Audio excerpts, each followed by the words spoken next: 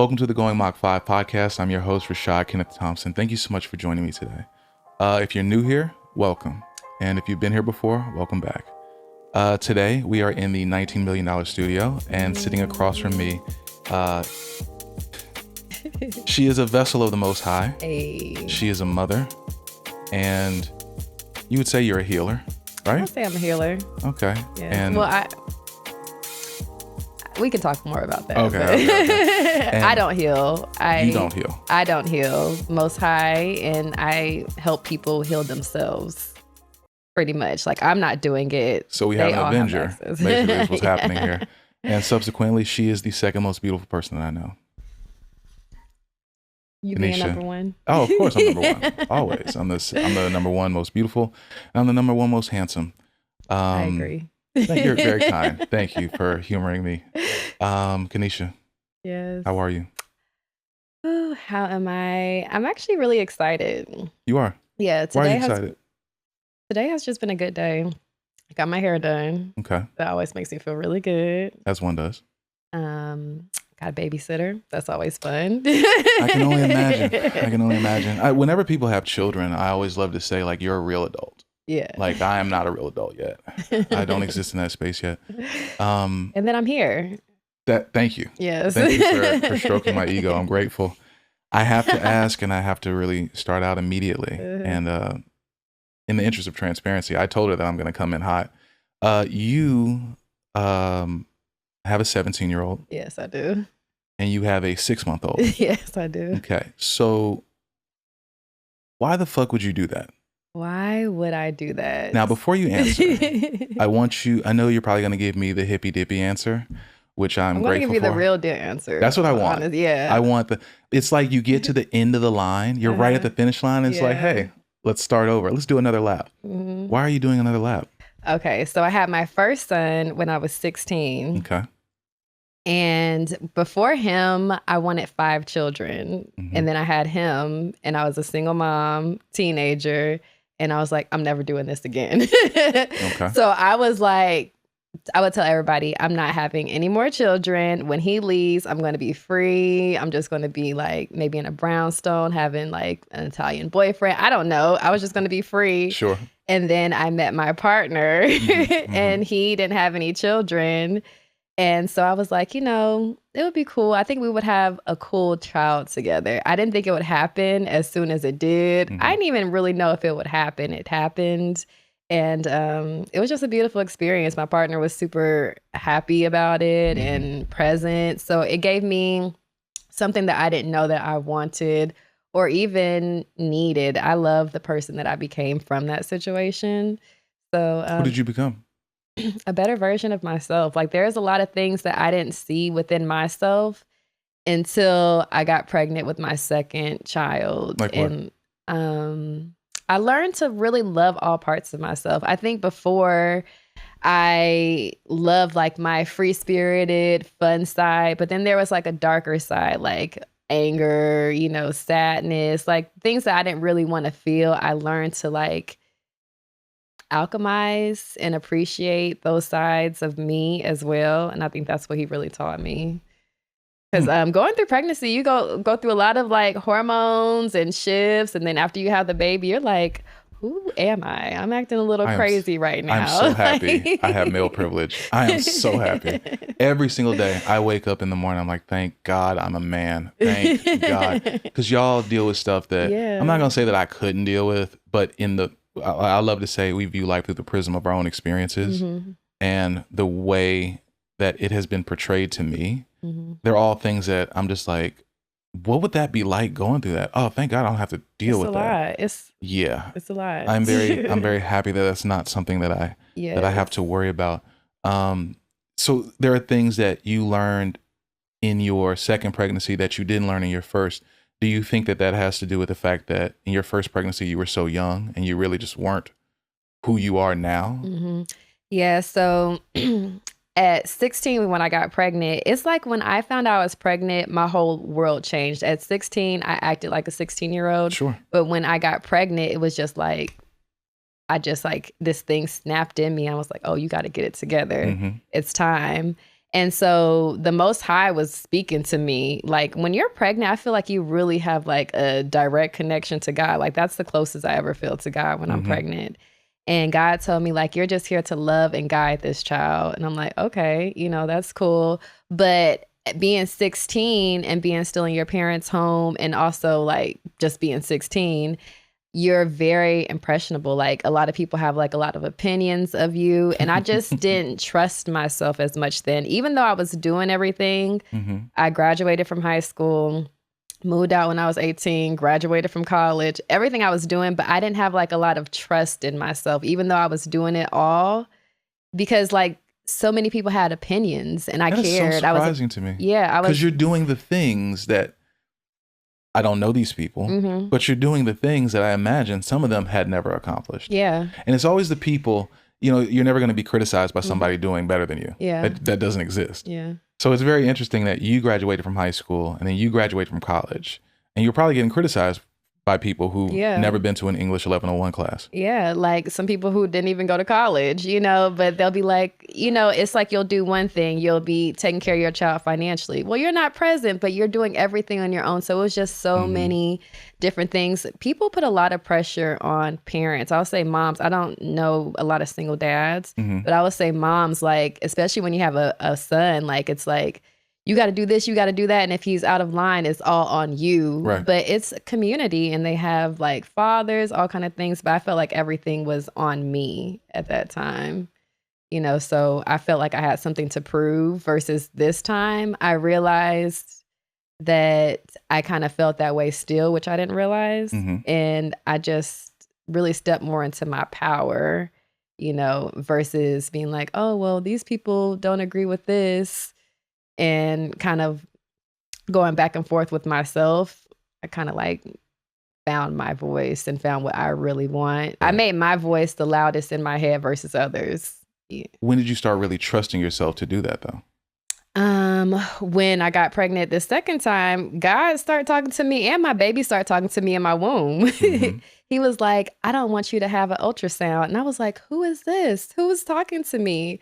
And I was like, well, if this is true, like, it'll get blocked. I don't know what's going on. So things just start happening where he would communicate with me, and like, I made an appointment to get an ultrasound, and it just got canceled 3 times. Three times during my whole pregnancy. I never got an ultrasound because so it was just, these things were happening to me, and it was so clear that there was something so much bigger than me, where I had to just listen, because when I wasn't listening, I felt like I was getting beat up by waves. And I'm like, okay, you know what? I'm going to surrender and really listen and tap in to what the Most High is saying. And I went through my pregnancy. I never saw a doctor. They call it like wild pregnancy. And it went really well. Like, I didn't have any issues. My son is here. He's well. He's thriving, 6 months now. So, yeah. You're very fortunate. You are very fortunate. Thank you. I know I think there are times where I was introduced very early on to the idea of a woman being pregnant and having that connection with her child. My mother, and that's where I was introduced to it. My mother, I don't know if she would want me to go too deep into it, but her becoming pregnant with me was like she was trying to make it work. And they weren't entirely sure if it was going to work. And by work, I mean, would I be born? Would I, in utero, like, is something going to go wrong? And I think she was 8 months. And she was like, my baby's ready to come out. And she went to the doctors, and she said, it was a team of male doctors. And this is not a men are stupid story, but this is just factually what happened. There was a team of male doctors, and she went to them. She was like, I know my body. I know my baby. He's ready to come out. And every single male doctor was like, you don't know what you're talking about. Get back in your seat. Whatever it was. Just very dismissive. And she went to the last doctor, who was a woman. Her name is Beverly Douglas. I don't know if she's still alive, but Beverly Douglas, MD. And she said, I know my body and I know my baby, and he's ready to come out. And Beverly said, okay. and apparently they induced labor, whatever they did. And I came out, I was supposed to be born on August 7th, 1986. Instead, I was born July 6th, 1986. It's kind of a convoluted thing because I feel like she went into labor, like, or she felt the pains on July 4th. But I know you'd have to probably just talk to her about the specifics.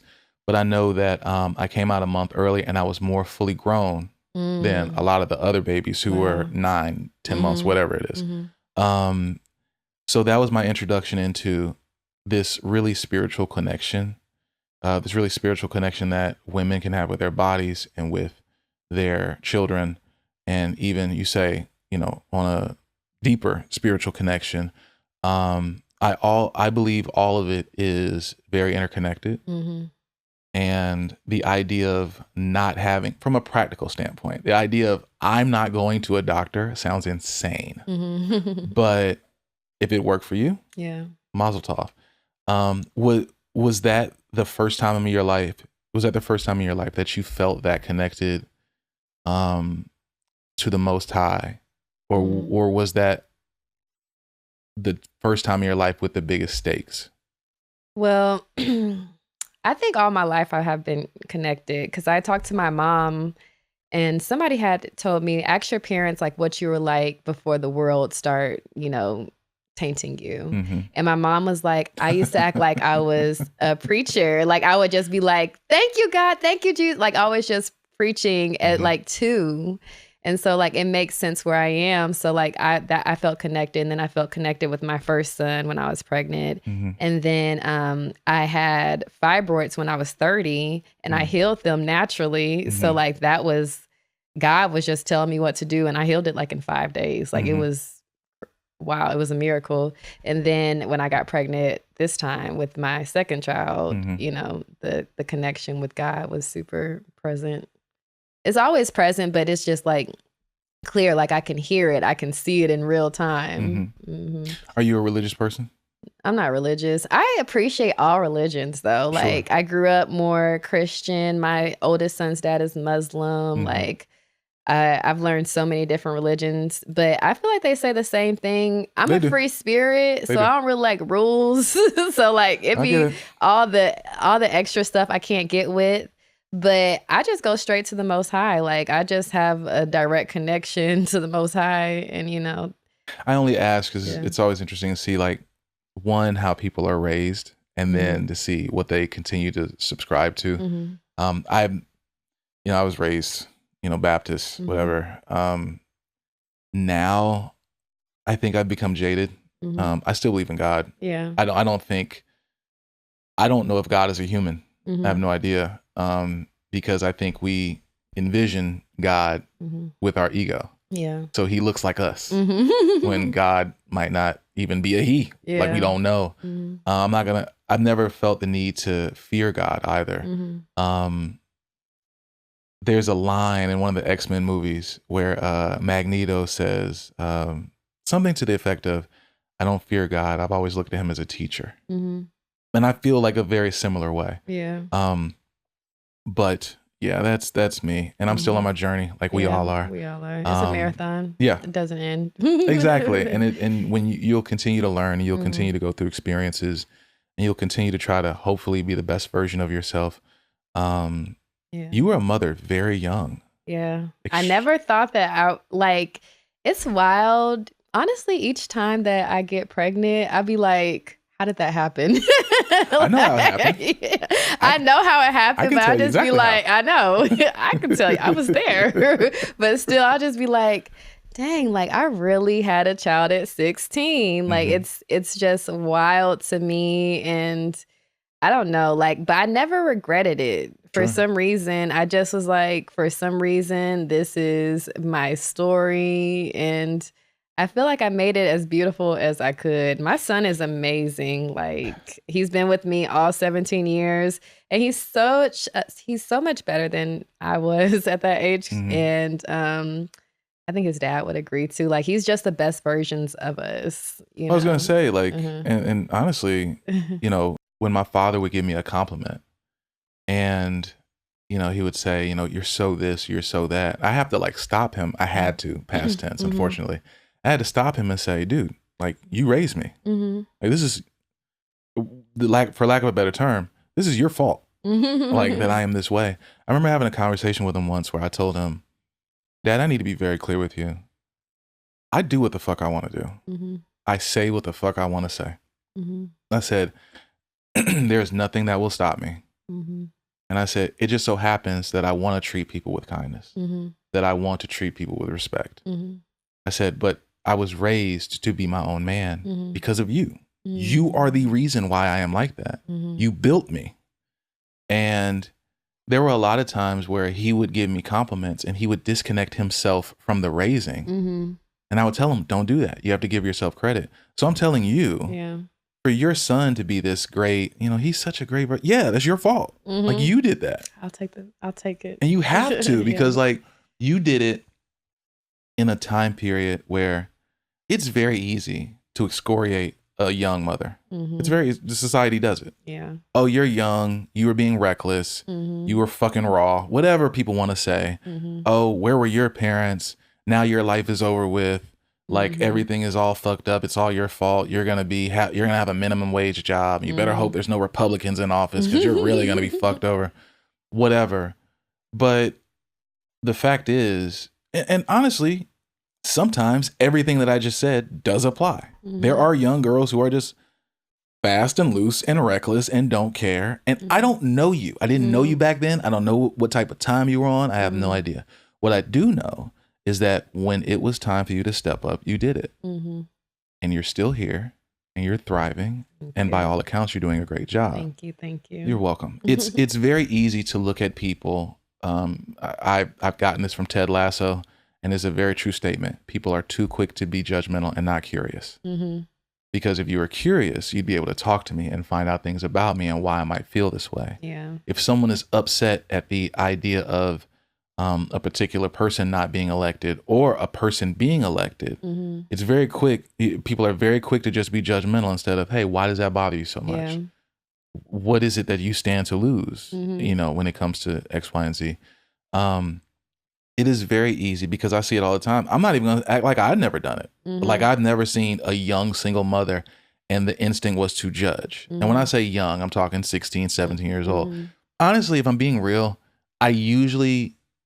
It's not about my approval, and I understand that. But if I see like a 15, 16, 17-year-old girl, I give them way more of a pass, like mentally, than I would maybe 21, 22.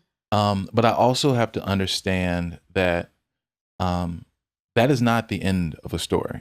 It can be. Yeah. It definitely can be. But that's not necessarily the end of someone's story when it's just a chapter in somebody's story. Yeah.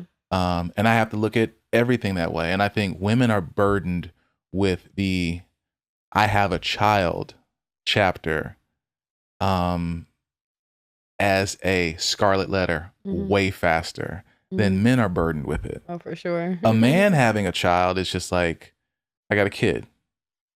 And I'm not going to say that kid's never with them, but single father doesn't have the same negative connotation that single mother does. You might get more play. Let me tell you.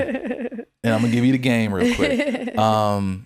When I have been out with my godson, and we really don't talk much anymore because I'm not really close with his parents anymore. Not viciously. It's just, but my nephews, like putting pictures up on the internet, videos up on the internet.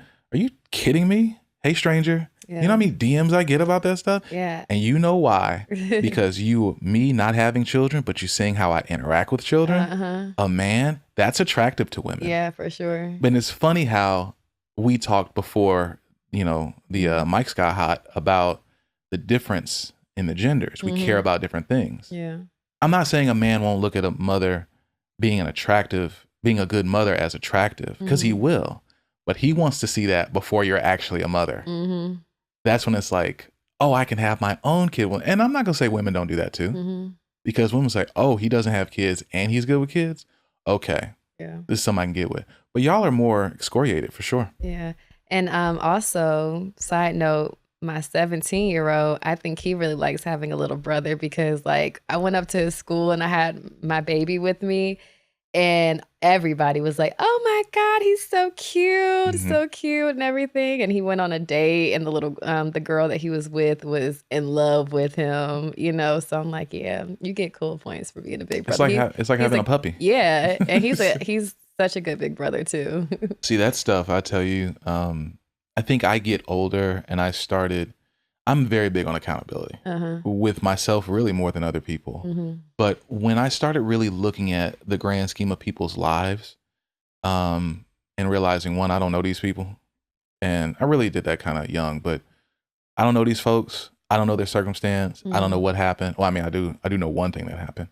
But like, as far as someone having a child being very young, I think it's very unfair to excoriate people for that reason. And I also think that it's just more important to be mindful, especially when you look at someone like, because I knew your story a little bit before, and knowing how young you were, and for you to have a 17-year-old, I was like, wait, what? And then he was like, oh, because here's the thing, typically you don't see many people having a child who's almost legally an adult and then a newborn, because usually when they had the child who was almost legally an adult, when they had that child, they were in child rearing age or childbearing age. Which one is it? Is it child rearing or child bearing? Or is it both? Child bearing or child-bearing? maybe, yeah. Can it be both? Yeah. I get what you're saying. But normally you don't have them in childbearing age and then 18 years later, they're still in childbearing age. That typically doesn't happen. Yeah. So I have a coworker, I won't say his name, but he was always very, very sad when I saw him. And that was just his general disposition because the job we had at the time was very, very trash, very basura. And I would see him get better and he would smile a little bit more. And then one day his just frown was just back permanently. And one day I was like, dude, what is going on? Like, what's going on, man? Tell me.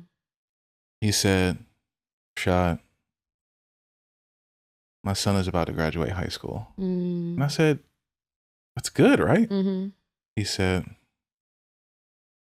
my wife is 4 months pregnant. And I said, you got to start all over. He was like, yeah. He said, we were at the end. He was like, he was going to go to college. We were going to sell the house. Yeah. He was like, and now we got to do it all over again. And I said, it's okay, man. He was like, it's fucking not, but whatever. Yeah. Was it a conscious, like, I know you said you wanted to give your partner a child, or you were open to giving your partner a child? I was open to it. So I was open to it. And I was thinking maybe like when my oldest graduates and we would be on the beach in Costa Rica, and, like that kind of life. And it just happened super fast. Honestly, I was in denial because my cycle was late. And wow. So he told me pretty much I was pregnant. He was like, I think you're pregnant. And because my cycle is always like just spot on. And I'm like, well, no, like it's not. And we went out and we went dancing and I'm dancing my heart out, having so much fun. And by the end of the night, I ended up passing out. Yeah. And like his mom, him and my mom were like, I wonder if you're pregnant because you just passed out and for no reason. And I'm like, no, like, I don't know. Like, I'm not pregnant. And we took the test. Right when I peed on that stick, it said pregnant. And I was no just hesitation, like, no fading in. No, nothing. I was like, I thought it was supposed to take a few minutes. Nope. No, bam. Right then and there. Right then and there. And I honestly think that I would have freaked out if I didn't look at my partner and see his excitement.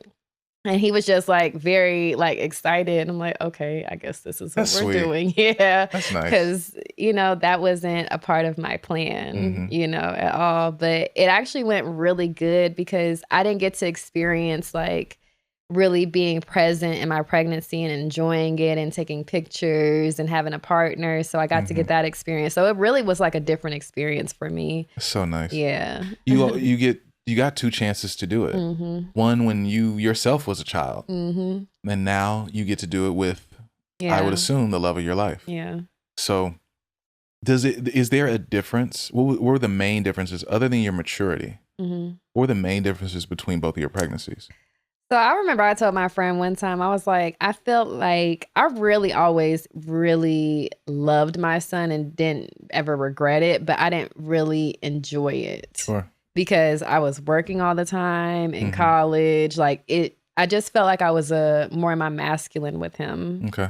And so when my grandmother transitioned, I changed. I got like an epiphany and I got more into my feminine because I realized that I was being his dad instead of his mom.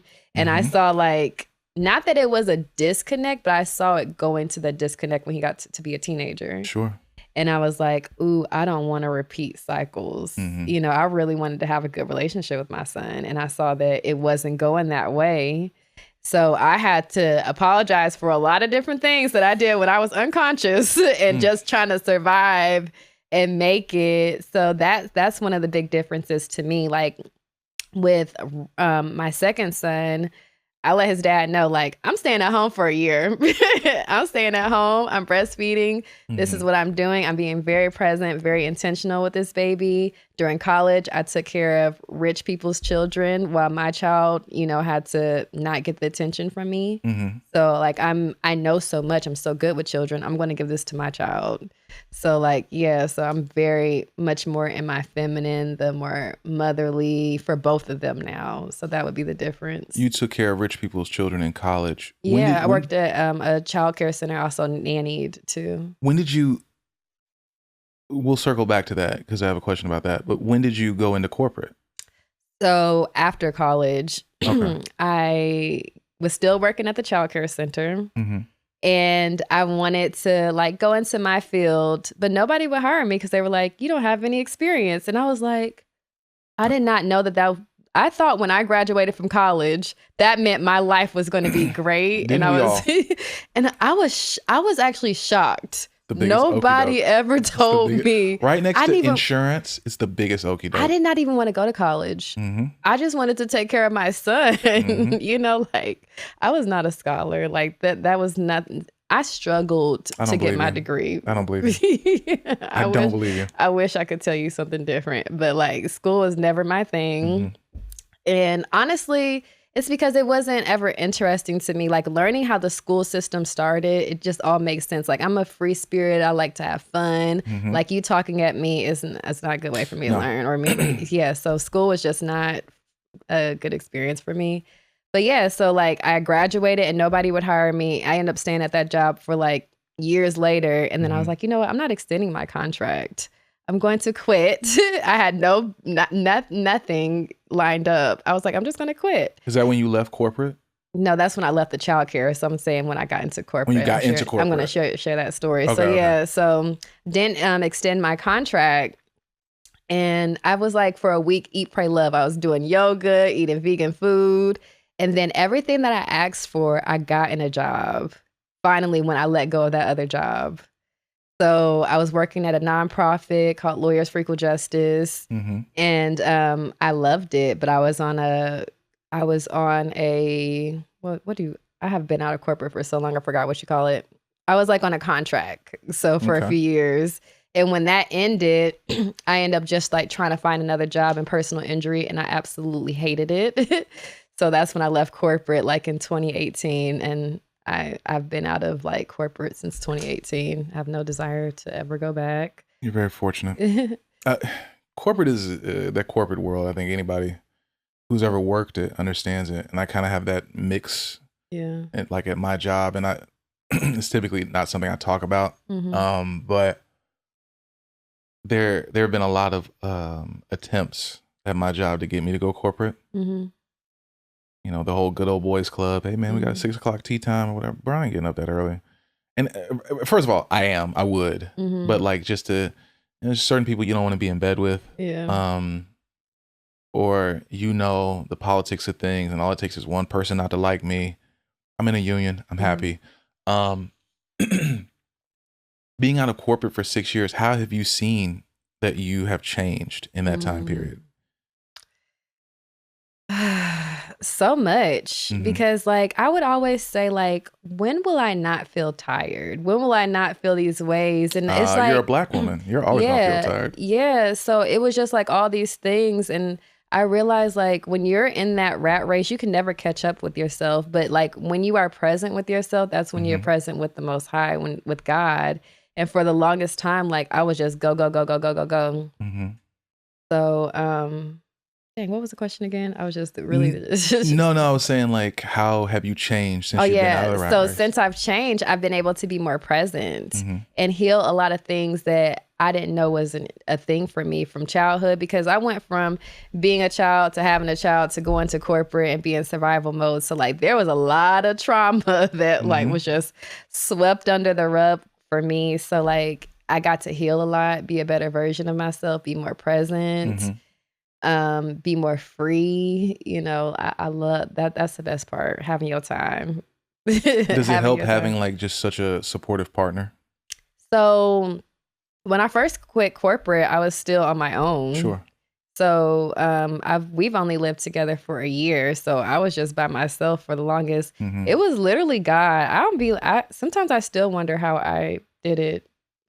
It was God. Like I do believe it was God. I yeah, also think you should give yourself more credit, yeah. because I feel like, don't get me wrong, Hmm. I'm not here to diminish or Hmm. tell you what your experience is like. Hmm.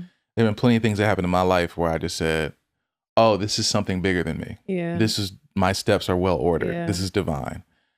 But one thing I learned in therapy, Hmm. and I'm not trying to teach you my lesson in therapy, Hmm. is, and maybe you do this and I don't know, Hmm. but give yourself more credit, Yeah. because the fact is faith without works is dead. Hmm. And to say, I don't know how it worked out. Well, you did your part, Hmm. because Chris Rock has this anecdote where he talks about when he was broke and he was driving down the freeway and his car would break down. And when it would break down all the time. And when his car would break down, he'd be on the side of the road and he would just stand there Hmm. waiting for somebody to come help him push. Hmm. And nobody would come help him push. He said, and then he would start pushing his car. Hmm. And that's when people would pull over and start helping him push. Yeah. And people ain't gonna help you if you're not trying to help yourself. Yeah. Obviously, that's the point of the story. Hmm. So the fact is, I do think that, my God, my relationship with God, Hmm.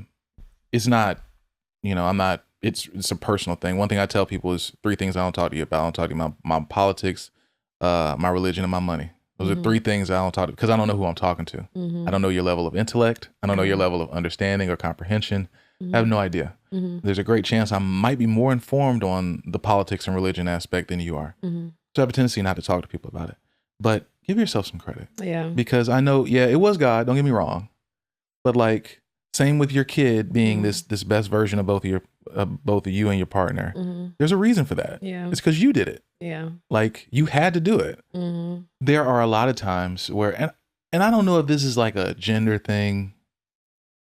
I notice that men, when their son is a certain way, and I kind of contradict myself because my dad didn't do this, Hmm. but when their son is a certain way that's positive, they are quick to latch on to, that's my son. He got that from me. Hmm. But I notice that women are not as quick to do that. When their child has positive qualities, there's a level of pride that they get that, oh, he's this way. Well, yeah, you had a hand in that. Yeah. I believe we have a hand in it, but I just believe that they're their own person. They come in there like not, I don't really feel like anything I could have done would have changed who he already is, because You believe like that, really? I do. You set it Honestly, up like for in the him. yeah, I believe in the bigger scheme, because I believe even before he came here, Mhm. like he chose me for whatever lessons or whatever like qualities that I had. But his experience is his experience. Like I was just a vessel. I'm just a vessel that brought him here, but. And also for me, like, I didn't really like when people took credit, even my parents, like, Mhm. for things I did, because, like, still at the end of the day, it was my choice, it's my decision, it's my life, Mhm. So I don't know. Like, I get both sides, of I hear what it. you're saying, and I'm not saying you're wrong. I'm not Uh-huh. saying that, because it is a classic nature versus nurture. Mm-hmm. Like, which one is it? Yeah. And honestly, I think it's a combination of both. Yeah. I really think it really could be, Mm-hmm. because my father used to always say that he was raised in fear. Mm-hmm. And he said, I'm not going to raise my kids in fear. I'm going to raise them in love. Mm-hmm. And I feel like that's the trickle down. And see, that makes a difference, because that's like breaking generational curses. Of course. Yeah, so I do feel like I've done a lot of that. Like, because you have. Yeah, that is true. You being so young. Let's just keep it funky. Like, it's not just what you did in terms of, oh, I changed his diapers or whatever. Your son saw you. Like, he saw you graduate from, I mean, he knows that you graduated from high school. He was a baby, but he knew you did that. He knows that you graduated from college.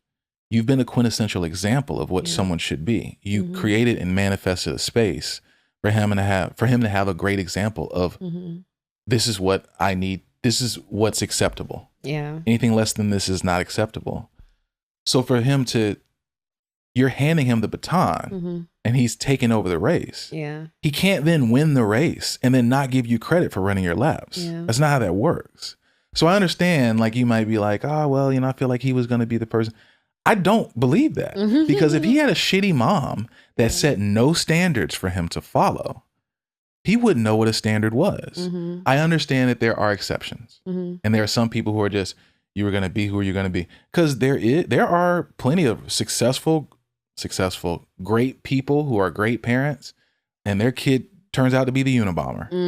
Like, that's the ism I love to tell people. When people like to bring up religion as an excuse for somebody to be a good person, I said, I know a guy who went to church every Wednesday, every Sunday, sometimes Saturday. He taught in Sunday schools. He always preached the word of God. That guy ended up being the Unabomber. So that to me, no, that doesn't mean anything. But I get what you're saying. And I'm not, like I said, I'm not saying that you're wrong, and I'm not pushing back on you. No, I don't take it as that either. Yeah. It's just, You created this space. I think the reason why it resonates with me so much is because I've always been the person who felt like, I've always been this person, but I didn't always feel like I was this person, where it was, I'm going to be okay. So let me create a space where everyone around me can be successful. I don't have children, so I can't create that for my child yet. So I always say, well, I'm going to be fine. I'm going to be successful. How can I create opportunities for other people? When I worked in music, when I got signed, immediately I'm thinking about JR, my writer, or thinking about Mercedes, another one of my writers. Like, okay, they'll be able to have other opportunities. I'll be fine. But they are living with their moms and trying to figure a way out, and this could possibly be a way out. So I'm not going to say that I get credit for their success. I'm not saying that. I would never say that. So I get why you might not want to say that. But the fact is, were there opportunities that they got because of me and I created a space? Yeah, that's just factually true. Yeah. It's the same with your child. Yeah. He saw, you might not have told him anything, but he saw, oh, okay, this is the way to behave. Yeah. This is, anything less than graduating from high school, graduating from college. Oh, that's persona non grata. Like, that's not happening. I get it. Yeah. I understand. I feel like you're just like, I'm just the vessel, and I love the humility. I just need you to pop some shit right now. Okay, I'll pop. I'm a bomb ass mom. Okay. All right. Very, very important. What's the other thing I was going to ask you about? You left corporate. You're, now where do you see yourself going? So I just finished a book. Okay. So really, ideally for me, I just want to travel the world and share my book, share my message, because a lot of people, they can see me. I had my son at 16, but I'm still here, and I don't look like what I've been through. I've healed myself of fibroids. There's just so many things. And I just want to share, like, you can do this. Like, you can still have a beautiful experience, a beautiful life, no matter what has happened. It can actually happen for you. Because I'm like, if I didn't have these experiences, it just brought so much character to my life, and it's beautiful stories. So inspiring people to get into gratitude and forgiveness. I was going to ask what it's about. That's what the book is about, because when I was healing my womb in 2020, I got a whole bunch of uploads, and they were like mantras and affirmations, and it was like over 365. So when I was starting my spiritual journey, I learned that you have to stay in it every day. Like, it's not like, okay, you go to church once a day or you go to church once a week, yoga once a week. You have to do it every day, So it's just to encourage people to take time with themselves every day, even especially corporate people. Like I was saying, like I never caught up to myself because I was just going. But if you can take this time to read this affirmation that was from the Most High within me, with all around us, and talk about 10 things that you're grateful for a day, because a lot of times we're so ungrateful. Like a life coach told me years ago to say 10 things I'm grateful for every day. And it was life-changing for me. And also when I was healing my womb, I learned that fibroids are a manifestation of unforgiveness. There was a lot of people that I was mad at, a lot of people that I did not like, and it made me sick. It like poisons you when you don't forgive people. So even if it's not people, if it's yourself, like situations, whatever it is, like let it go. And when you do, like you're able to have so much more room. When you're grateful, you're able to have more things for you to be grateful for. So I see myself traveling all over the world, doing journal parties and dancing and just having fun, healing in community. So that's what I see. That's so wonderful. It's so wholesome. I strive to get to that point. You're already there. Well, you're no, because I'm an angel. You're very sweet. Thank you. I'm extremely unforgiving. I am very petty. There are a lot of, I can be petty. Oh, that's one of my things. I love working on. I tried working on it. That's just who I am. Yeah. There are a number of people who, one person in particular, I won't say this person's name. You know who this person is because the first time that we met, I openly told you that I don't like this person. Oh. That I don't fuck with this person. Okay. I think I know who you're talking about. Yeah, I don't fuck with him. Okay. It'd be on site. Okay. Like I don't fuck with him. Wow. Like it would be no talking. Okay. But you know why I don't like him? Yeah. Because I'm very well aware of his track record and what he has done, and he hurt someone that I care about. Yeah. Repeatedly hurt somebody that I cared about. So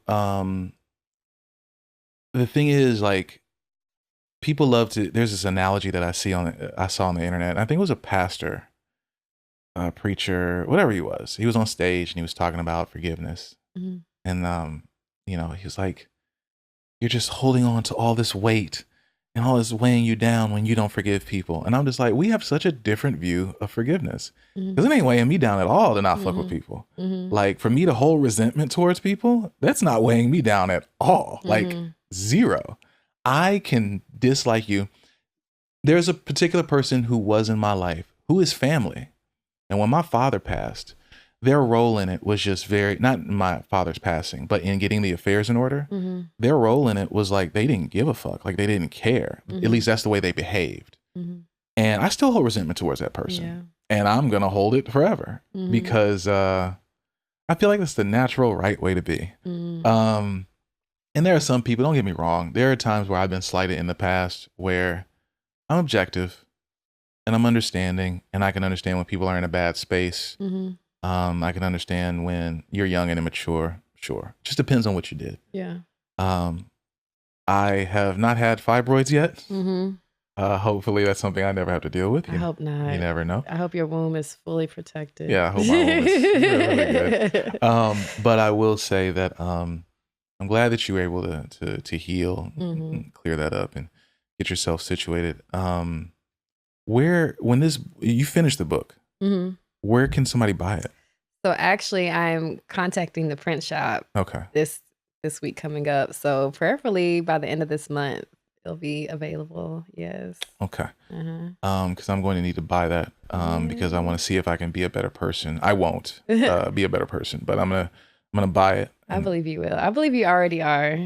Sometimes it's fun just to kind of hold on to things, but then you realize even if you just do it, just try like saying like, you know what, I forgive myself for perceiving the situation like this. See how life changes. Like I kid you not, somebody like recently I was in labor at home and I don't know for sure, but just the way that everything was going, I think that my neighbor busted my doula's window because we were already having issues with this person. And my doula ended up having an issue with the person. We woke up and the window was busted. And I was just so upset. I had the worst thoughts about this woman and the whole family. Kind of thoughts? Tell me.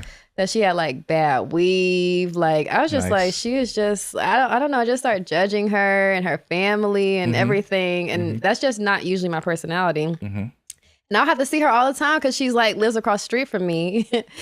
And I was like, God, like, this is how I feel right now. I do not like her at all. Sure. And I was like, but help me to make my heart light and to see her as you see her. Because I'm not seeing it like right now. And I was not there. And just like little by little, I just started feeling better. And do you know, like, I never even said anything to this lady. They came to us and apologized. That is such a lovely story.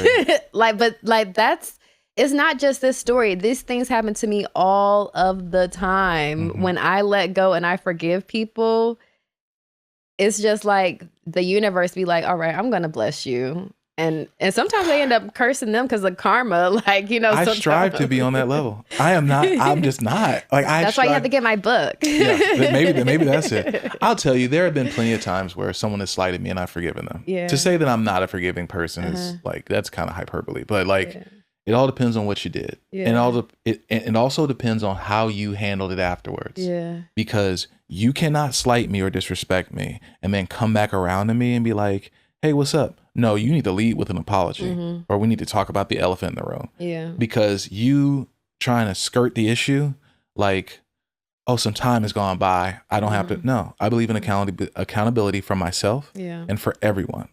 So no, you need to lead with, and there have been plenty of times in my life where a woman has slighted me. Usually happens when I'm younger, where they've slighted me and then they might come back around now that I'm in my late 30s and it's, hey, stranger. Yeah, you circling the block. Yeah, you circling the block. But I get the idea of I've matured and I want to just check in and just, hey, how are you? I peep that. And I'm not just completely like, yo, get away from me, depending on what you did. I will say, why are you here? And then you need to make your intentions known. Hey, I just want you to know, when that happened back then, it was rude of me to treat you like that. It was wrong on me. I'm sorry. And I could be like, all right, cool. And then I'll never bring it up again. Yeah. I'm not thinking about it anymore. I'm like, cool. And there are people who in the past that I felt like I have slighted or didn't do the best with in terms of an interaction. And I've gone back to them. And what I've noticed is that every single time they weren't even thinking about it. But I've always felt like true accountability is, and I said this to Chris, true accountability is not when you apologize for what you apologize for what you did. You don't apologize for how someone took it. If I call you a derogatory term and you're just like, Rashad, he's just being Rashad.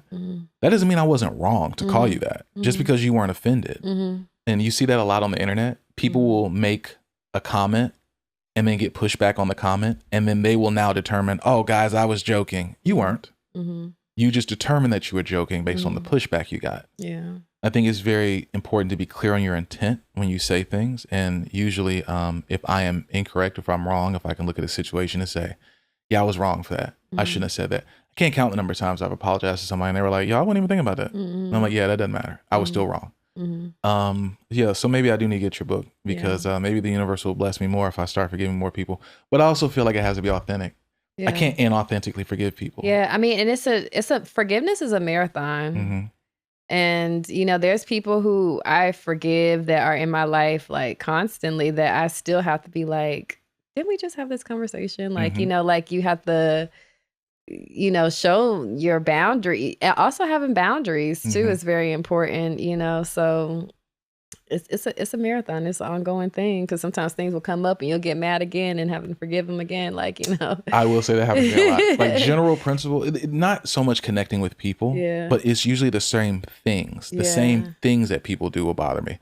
So I will think back to something that happened 15 years ago that the general principle of this will bother me. So if I'm recounting it to somebody, I'm like, yeah, and then this motherfucker did this and they think, man, you still mad about that? I'm like, no, the thing itself is what bothers me. Yeah. It's not so much the person. But then you hold on to it. And I realized like even in myself recently, like when you don't forgive certain things, it just keeps happening into your reality until you do something about it. And I got tired of like the same situations happening. So I really have been like, you know what? I'm going to face you. I'm going to face this, like right now. Even sometimes I don't face it in the best ways. You're talking about facing the people itself or the issue? The issue. Like, how do you face the issue? Not avoid it, because I was a avoider. Fight, you learn about fight, flight, or freeze. Yeah. So I would do all of those things. Sometimes I would be ready to fight. Sometimes I would freeze. Sometimes I would be ready to run away, like so many different things. But I've really learned to sit with it, not even necessarily with the person or with the, in real time, but with myself, taking time to really sit with it and process it and see how I'm really feeling. Because a lot of times I would just, like I said, avoid it or get angry and kind of make it worse and, not ever really deal with what the actual situation was. It's like the root, like getting to the root of it. I think I'm having a bit of an epiphany right now. I think that's why I'm perfectly fine not letting things go, because I didn't run from those things. I am completely I've come to terms with the fact that I don't like this person, or I'm uncomfortable around this person, or I don't like what they did. It's okay to not forgive them. It's okay to feel slighted. And I don't have to be forced to interfere. I've forgiven enough people to know that I can do it. Yeah. So I'm very confrontational with my problems. I will always confront my problems. I'm very solution oriented. Hey, why do I feel this way? And it might not even be a problem. It could be something, hey, why do I like this? Let me face why I like this. Let me discern why I like this particular thing, or this person, what is it about this person that I dislike? And sometimes it's an intangible. Maybe it's a vibe, it's intuition. And I'm sure you've been there before. Yeah. I'm sure you've been in a room with someone who everyone seems to like, and for whatever reason, you're just like, something is off, and I don't know what it is. That's what happened with a friend of mine with Bishop Eddie Long. And it doesn't matter that this guy was an atheist. He would just be around Bishop and be like, man, I don't like this guy. And I don't know what it is. I felt it when I went in their church too. I wanted to run out. And I was like, never really felt like that. You feel really uncomfortable. And then when it came out that he was abusing those boys, I went to him and was like, well, I know you're happy you right. And he was like, man, they're victims. I'm not happy that I'm right. I wish I was wrong. And that was a very mature response for him to have. I feel like with me, and as far as forgiveness, and as far as I will forgive. Forgetting, absolutely That's not. what I was gonna say. Like, I feel like you forgive. Oh, I never forget though. But forgetting and the boundaries are not bad things. But forgiveness is a way to keep your heart light to me, because a lot of times you'll just really be silent with your thoughts and you'll just be thinking about these things. Your thoughts are things that you hold on to. So when you're having these things keep coming up, it's still bothering you, whether you want to be I forgive, or if it's taking that real estate in your mind, Here's somebody the thing, else. Though, it doesn't. Well, for you, so I think that's I'm a lucky. good thing. Yeah, I'm fortunate. Yeah, because you're a master forgiver. You know what it is? My father gave me this ism a long time ago, and it helped me out so much. And I won't tell you the whole story about how he gave it to me, but one day he just said, I went through a situation, very quick, young situation, but he said, son, some people are just like that. It's got nothing to do with you. Yeah. And I remember just being like, fuck, that's perfect. And I apply that now. So if someone slights me now, I think I'm much more emotionally mature. So it's kind of like, oh, you're okay, well, whatever. Yeah. If you slight me and it's a more hurtful thing because I had nothing but pure intentions with you, then will I forgive you if you come back? Maybe. And actually, more than likely, yeah. Forget? No, you'll never get the opportunity to do that to me again. I'll never give you that chance again. But I'm so introverted in terms of keeping my circle small, in terms of keeping my interactions very, very tight. I try to, maintain that. Yeah. Keneecha, I end every podcast with 5 questions. Okay, cool. And in the interest of transparency, my iPad has died. So I've done enough of these where I need to remember these questions. Okay. Hopefully I do. Who gave you the best advice you've ever received? God, my highest self. When I say God, I mean my highest self. And it was for me to be unconditional love and compassionate and present with myself. And that has been a journey, because it seems so simple, But like when I would apply it, like sometimes we're so hard on ourselves. Sometimes like we're not as present with ourselves. We're present with other people. We're present with the TV, like all of these different things. Or we might not have compassion over something we did if we said something wrong to someone we loved, or, you know, we didn't keep our word to ourselves, not having compassion and grace for ourselves. So that was the best advice that I ever received. And that was on 5 grams of mushrooms. It was a beautiful experience. Very, very key. Very, very key. What do you know the most about, to the point where you could teach an advanced class on it? What I know the most about that I could teach an advanced class on is, so what would I say? Love. You could teach a class on love. Yes.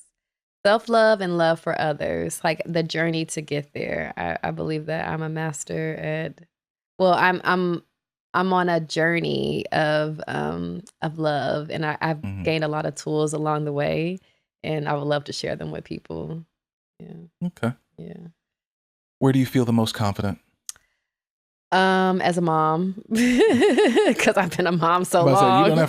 You've been a mom longer than you haven't been. Yeah, Is that about right? Yeah. Okay. Yeah. Okay. Yeah. So like being a mom, I'm really good with children, especially like smaller children. So yeah, that would be my thing.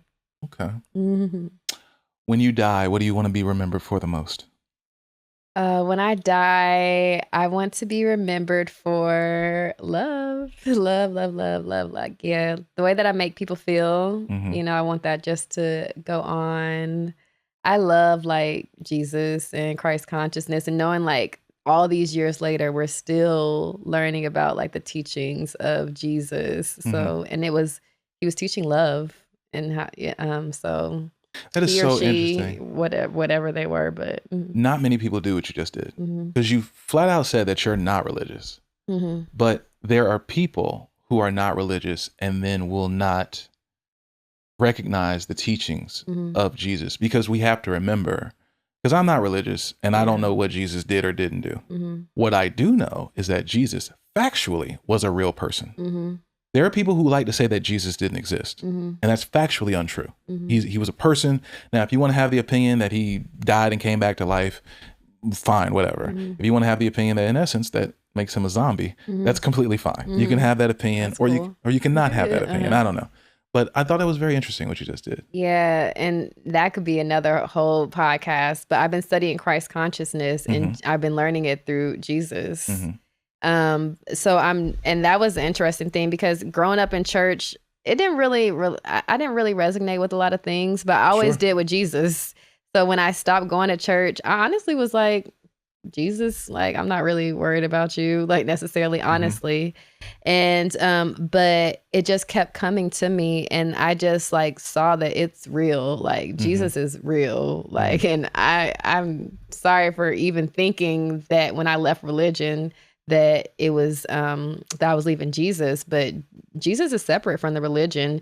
Jesus was really just talking about love, like how I was saying about religion separates, but love brings everyone together. And that's what I feel like Jesus was teaching. It wasn't like, you need to be Jew, you need to do this to get to God or anything. It was just saying like, God is within you, God is love, you know. So that's what I got. I've never heard that perspective. I like that. I like that a lot. Thank you. I think that'll give me a lot to think about. For, like I said, for me, I'm not a religious person by any stretch. If I'm being honest, I think a lot of religions, I won't say all of them, I think a lot of them are a bunch of hokey nonsense created by men who just want to control people. Yeah.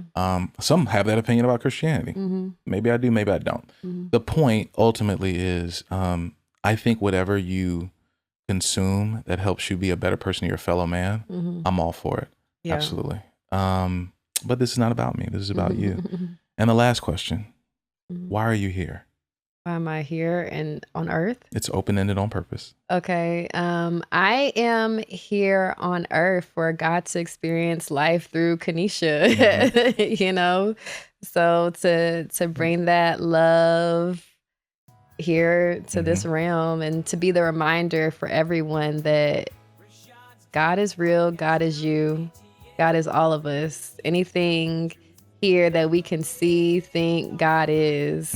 So just reminding that God is real. Perfect. Yeah. Now, last thing, where can people find you if they want to get in touch with you? Yes. So Instagram on, I think it's Soul Smile. So Soul Smile for my actual Instagram. And then I also do events there under Soul Smile Presents. Okay. So holistic events where we're just healing with fun, play, community, intention. Yeah. Perfect. Yeah. Keneecha, thank you so much. Thank you for having me. I appreciate you. It. Yes. And what I love to always say at the end of these things is keep going. Absolutely. Ashe, you keep going, keep growing. Going Mach 5, tune in every time. Catch the vibe on the